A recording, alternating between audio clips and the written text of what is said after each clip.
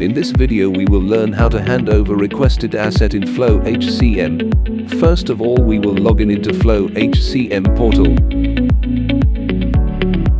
Here is the dashboard.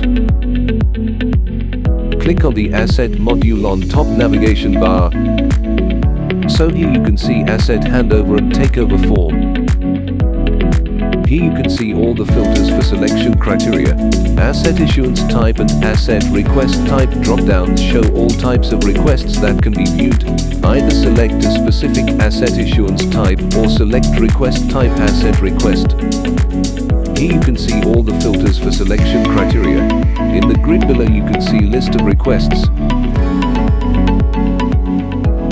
Click on Allow Asset button under Action. A pop-up will be visible.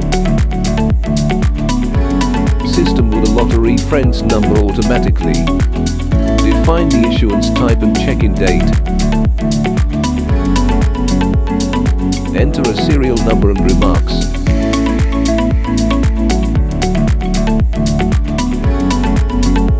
Then click on Submit button to hand over or map the asset to the employee.